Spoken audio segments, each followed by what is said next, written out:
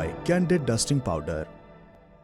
Candid dusting powder redness, irritation, sweat rash और fungal infection जैसे 4 skin problems का एक एक्सपर्ट सॉल्यूशन। अब रहो अनस्टॉपेबल कैंडिड डस्टिंग पाउडर के साथ। प्रधानमंत्री नरेंद्र मोदी अपने तीसरे कार्यकाल के पहले विदेश दौरे पर रवाना हो चुके हैं।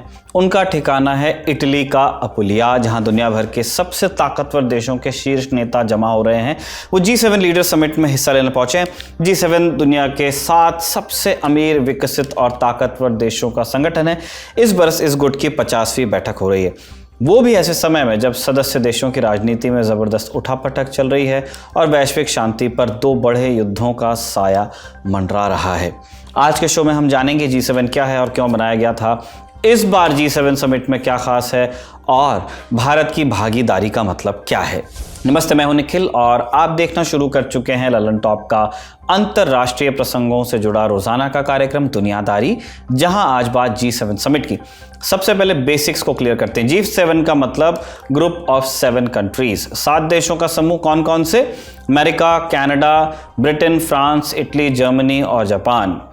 इन सब के अलावा यूरोपियन यूनियन EU भी इसमें हिस्सा लेता है। EU की तरफ से यूरोपियन कमीशन और यूरोपियन काउंसिल G7 की बैठकों में हिस्सा लेते हैं। G7 के कोर मेंबर्स में से फ्रांस, इटली और जर्मनी EU के भी सदस्य हैं, यूरोप में है। G7 के 3 देशों के पास UN सिक्योरिटी काउंसिल UNSC में स्थायी सदस्यता है, अमेरिका, फ्रांस और ब्रिटेन। उनके पास वीटो का अधिकार है। G7 नेटो, EU या UN की तरह कोई आधिकारिक संगठन नहीं है। इसका अपना कोई हेडक्वार्टर या तय नियमावली या सेक्रेटेरिएट नहीं है। कैसे बना? साल 1973 अमेरिका की राजनीति में भूचाल की आहट थी। वाटरगेट स्कैंडल का भूत राष्ट्रपति रिचर्ड निक्सन को परेशान कर रहा था। वियतनाम वॉर के खिलाफ प्रोटेस्ट निर्णायक मोड़ पर पहुंच गए थे। मिडिल ईस्ट के देशों में भी सत्ता का रुख बदल रहा था। इसका असर तेल के आयात पर पड़ने वाला था। चूंकि अमेरिका सोवियत संघ के खिलाफ कोल्ड वॉर को लीड कर रहा था, इसलिए इस हलचल का असर अमेरिका के सहयोगियों पर भी पड़ा। साझा समस्या के लिए साझा समाधान की जरूरत होती है। इसी लाइन पर बात करने के लिए 25 मार्च 1973 को अमेरिका, UK, फ्रांस और वेस्ट जर्मनी के वित्त मंत्री वॉशिंगटन में इकट्ठा हुए। वेस्ट जर्मनी क्यों, पूरा जर्मनी क्यों नहीं? इसलिए क्योंकि दूसरे विश्व युद्ध के बाद विजेता देशों ने जर्मनी को 4 हिस्सों में बांटा। जो हिस्सा अमेरिका, UK और फ्रांस को मिला, उसे जोड़कर बना वेस्ट जर्मनी। सोवियत संघ वाला हिस्सा ईस्ट जर्मनी कहलाया। ईस्ट जर्मनी में कम्युनिस्ट सरकार चलती थी, उनका अमेरिका से झगड़ा था। इसी वजह से वॉशिंगटन वाली मीटिंग में सिर्फ वेस्ट जर्मनी को बुलावा भेजा गया। मार्च 1973 में अमेरिका के वित्त मंत्री थे जॉर्ज शोल्ट्ज। उन्होंने बाकी वित्त मंत्रियों के साथ एक इनफॉर्मल मीटिंग की पेशकश की। इरादा यह था कि औपचारिकता के बजाय मुद्दों पर खुलकर इनफॉर्मली बात की जाए। मीटिंग के लिए मीटिंग के लिए एक शांत और सुरक्षित जगह की जरूरत थी। तब राष्ट्रपति निक्सन सामने आए और उन्होंने कहा कि व्हाइट हाउस से बेहतर कौन सी जगह होगी। निक्सन की पहल पर चारों वित्त मंत्री व्हाइट हाउस की लाइब्रेरी में साथ बैठे। इस गुट को G4 या लाइब्रेरी ग्रुप का नाम दिया गया। इस बैठक के कुछ महीने बाद जापान को भी हिस्सेदार बना दिया गया। इस तरह G4 बदलकर हो गया G5। फिर आया अक्टूबर 1973। महीने की 6 तारीख को सीरिया और इजिप्ट ने मिलकर इजराइल पर हमला किया। लड़ाई के बीच में अमेरिका ने इजराइल को लगभग 20,000 करोड़ रुपए की सैन्य सहायता देने की घोषणा की। इससे अरब देश हो गए नाराज और उन्होंने इजराइल से दोस्ताना संबंध रखने वाले देशों पर एम्बार्गो लगा दिया। अरब देशों ने तेल की सप्लाई रोकी और इसके चलते अमेरिका, यूरोप और जापान जैसे देशों में हाहाकार मचा। वहां ईंधन की किल्लत हो गई। अमेरिका में गैसोलीन के दाम 1.5 गुना बढ़ गए। इसका प्रभाव बाकी सेवाओं पर भी पड़ रहा था। अरब देशों का एम्बार्गो मार्च 1974 तक चला।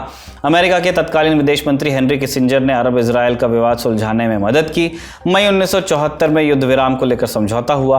अब यह विवाद तो कुछ समय के लिए सुलझ गया, लेकिन पश्चिमी देशों की उलझन खत्म नहीं हुई। उन्हें डर था कि अरब देश फिर से कोई बहाना बनाकर तेल और गैस की सप्लाई को रोक लेंगे और इसलिए वो तलाश रहे थे समाधान। जिस समय G5 देश बाहरी आशंकाओं से जूझ रहे थे, उसी समय उनकी अंदरूनी राजनीति में अलग झमेला चल रहा था। 1974 में अमेरिका में राष्ट्रपति रिचर्ड निक्सन, वेस्ट जर्मनी में चांसलर विली ब्रांट और जापान में प्रधानमंत्री काकोई टनाका, तीनों को स्कैंडल के चलते इस्तीफा देना पड़ा।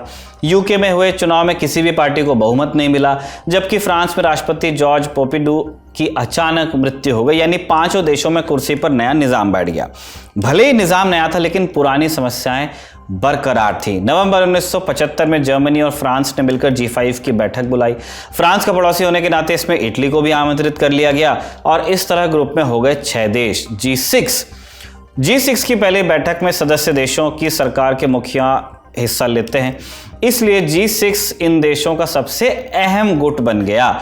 1976 में कनाडा को शामिल करने के बाद यह गुट G7 हुआ।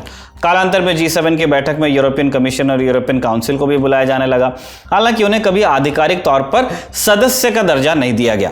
1990 के दशक में G7 का स्वरूप बदलकर G8 हुआ, क्योंकि 1998 के साल में रूस को आधिकारिक तौर पर इस गुट का हिस्सा बनाया गया।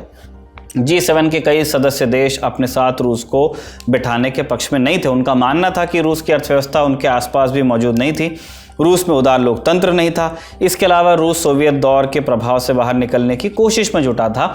इन कमियों के बावजूद रूस को गुट में शामिल किया गया। दरअसल अमेरिका के तत्कालीन राष्ट्रपति बिल क्लिंटन को लगा कि इस फैसले से रूस पश्चिमी देशों के करीब आएगा।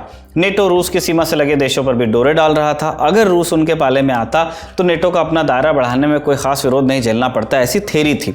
रूस के पहले राष्ट्रपति बोरिस येल्त्सिन पश्चिम के करीब आ रहे थे, लेकिन कुछ ही समय बाद उनकी सत्ता चली गई और उनकी जगह जो आए वो कभी गए ही नहीं, व्लादिमीर पुतिन विदेश नीति को लेकर आक्रामक रहे।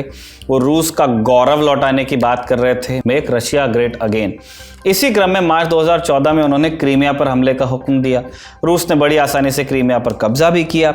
G8 में शामिल बाकी देशों ने इसकी निंदा की। उन्होंने रूस को क्रीमिया छोड़ने के लिए कहा, मगर पुतिन इसके लिए तैयार नहीं हुए और अंततः सदस्य देशों ने मिलकर रूस को G8 से निकाल बाहर किया।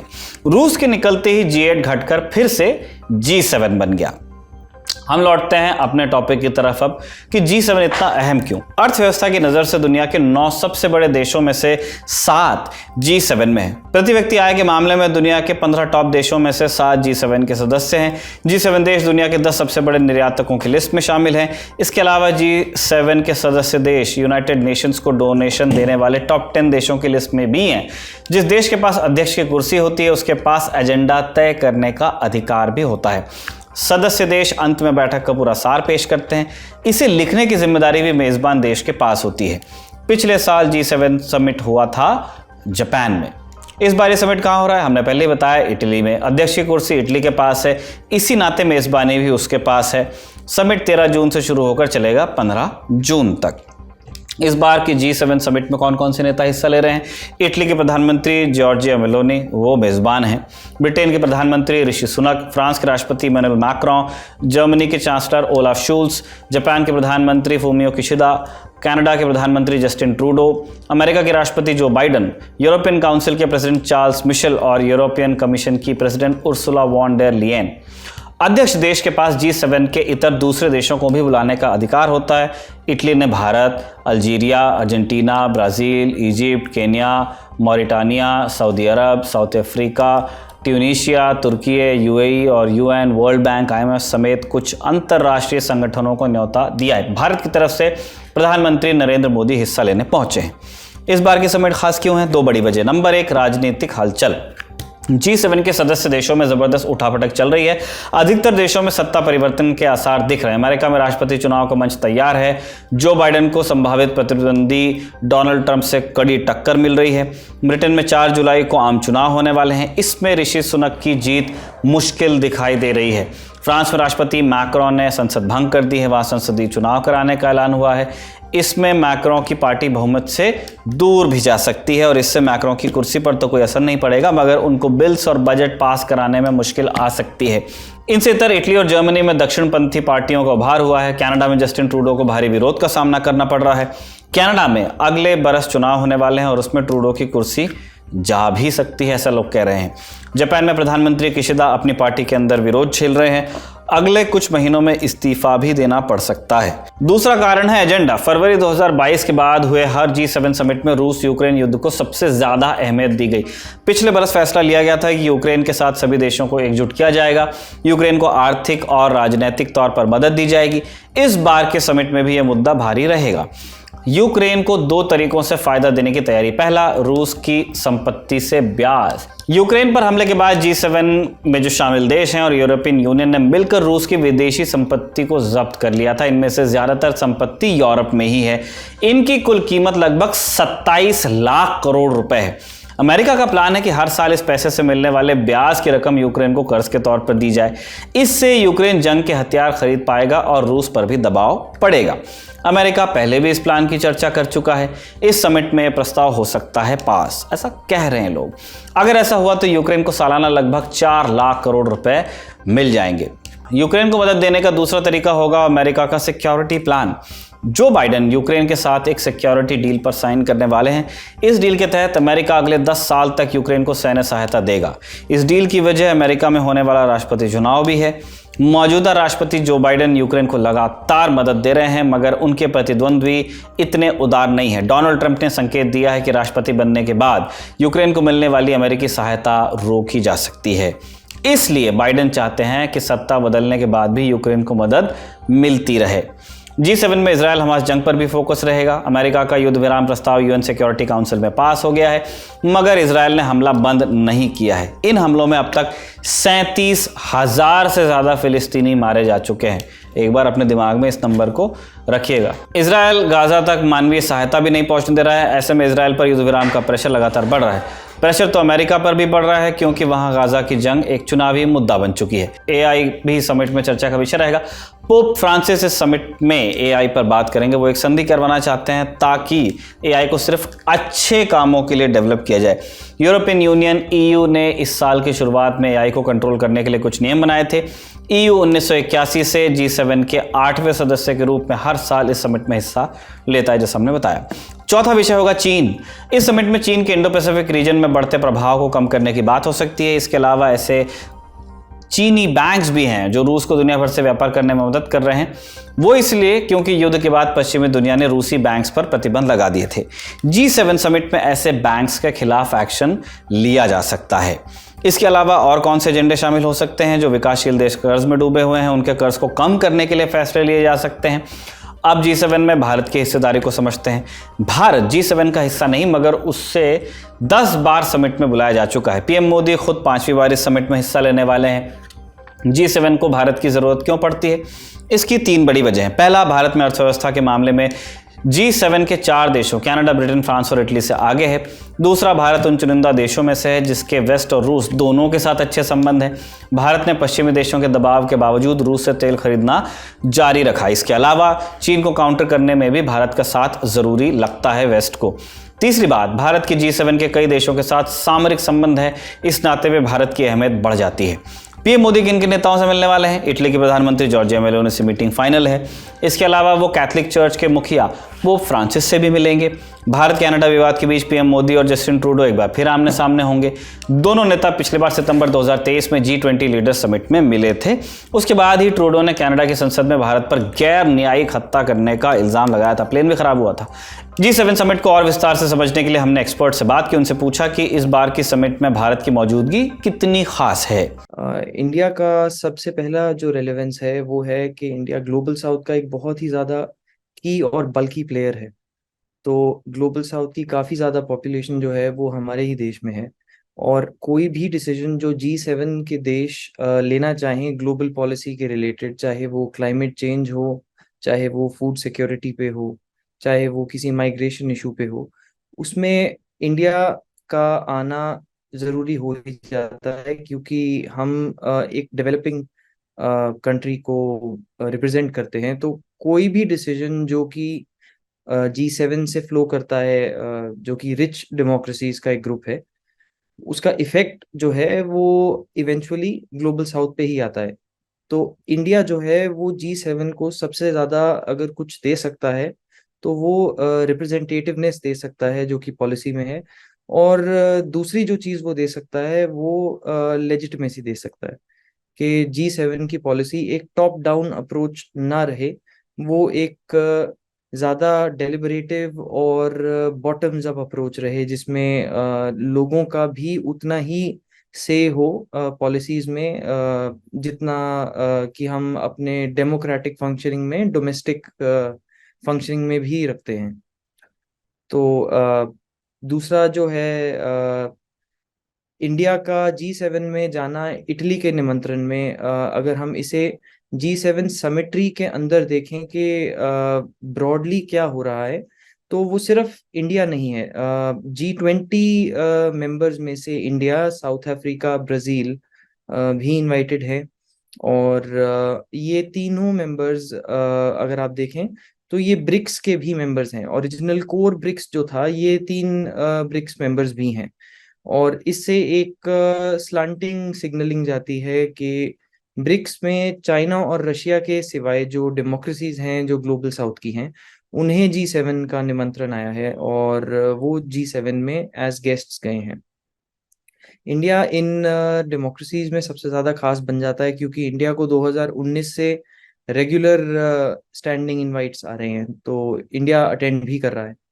और ब्राज़ील भी काफ़ी अपकमिंग रिप्रेजेंटेटिव है ग्लोबल साउथ का, बट इंडिया G7 में एक काफ़ी स्ट्रॉन्ग लेगेसी पोजीशन पे आ गया है 2019 से लेके अब तक। G7 ग्लोबल इश्यूज को सुलझाने में कितना सफल रहा है, G7 में लिए गए फैसलों में कितना वजन होता है, अब ये जानिए। इस क्वेश्चन में अगर हम देखें तो हमें समझ में आता है कि हम देख रहे हैं कि मल्टीलैटरल इंस्टीट्यूशंस जैसे कि यूनाइटेड नेशंस, उनकी कुछ दिक्कतें हैं जहां पर हमें सॉल्यूशंस नहीं मिल रहे हैं। जैसे कि इजराइल गाजा वॉर के अभी सिक्योरिटी काउंसिल में एक रेजोल्यूशन ज़रूर पास हुआ है जो कि सीज फायर के लिए है गाजा में, बट वो काफ़ी देर के बाद हुआ है। तो उससे पहले अगर हम देखें तो G7 कंट्रीज का बैक चैनल नेगोशिएशन चल रहा था, बट उसमें उनके डोमेस्टिक पॉलिटिक्स भी इन्वॉल्व हो जाते हैं। सबसे ज़्यादा यूनाइटेड नेशंस की अगर हम ऑर्गेनाइजेशनल फ्रेमवर्क में देखें तो G7 का काम आता है नेगोशिएशन में, जो कि टॉप डाउन होती है। जैसे कि इन्वायरमेंट में अगर हम क्लाइमेट चेंज की बात करें तो G7 कंट्रीज वो हैं जो कि क्लाइमेट फाइनेंसिंग के स्रोत रहेंगे ग्लोबल साउथ के लिए, और उन्हें मनाया गया इंडिया और ब्राजील जैसे देशों के थ्रू। तो उनका जो पावर ऑफ द पर्स है वो बहुत ज़्यादा स्ट्रॉन्ग है दुनिया में, और यही power of the purse play करता है सैंक्शंस रिजीम में, जो कि रशिया पे अप्लाई हो रहा है अभी। और अगर आपने न्यूज़ में देखा हो तो रशिया के स्टॉक मार्केट में भी रिसेंटली काफ़ी इश्यूज आए हैं। तो ये जो सैंक्शंस रिजीम है इसमें इससे इंडिया कभी कभी अनकंफर्टेबल भी रहता है। जैसे कि इंडिया ने रॉ डायमंड्स के इंपोर्ट बैन पे काफ़ी ज़्यादा स्ट्रॉन्ग डिसएग्रीमेंट शो किया था, जो कि G7 ने ही अप्लाई किया है ताकि रशिया से जो डायमंड्स आ रहे हैं वो प्रोसेस होकर के किसी और देश में ना जाएं, ताकि रशिया के रेवेन्यूज को हिट हो। तो G7 का इकोनॉमिक फंडामेंटल अटैक जो है वो अभी भी कारगर है, बट इसका ये भी मतलब नहीं है कि G7 से हर सॉल्यूशन निकल पाता है, क्योंकि मल्टीलैटरल बॉडीज जैसे कि UN relief and works agency in Gaza in east Palestine, उस एजेंसी का UNRWA का फंडिंग जो था वो काफ़ी ज़्यादा इम्पोर्टेंट था गाजा में जब अटैक हो रहे थे उस पे इसराइल के थ्रू। एंड वो अकेली UN एजेंसी है जिसको मैंडेट है कि वहाँ पे वो एजुकेशन भी सप्लाई करे और ह्यूमैनिटेरियन असिस्टेंस भी दे। तो गाजा में कोई स्टेट फंक्शनरी नहीं था, वो UNRWA ही था जो पहले था इस कन्फ्लिक्ट से पहले। और UNRWA के मेजर फाइनेंसर्स जो हैं वो G7 ही रहे हैं। अब ड्यूरिंग द कन्फ्लिक्ट ये फाइनेंसर्स एकदम UNRWA पे एक कैस्टिगेशन कर देते हैं, एक अटैक कर देते हैं, जिससे वो दिखाना चाहते हैं कि अगर उन्हें लगता है कि UNRWA न्यूट्रल नहीं है तो फाइनेंशियल डोनेशंस जो हैं UNRWA की वो रुक सकती हैं।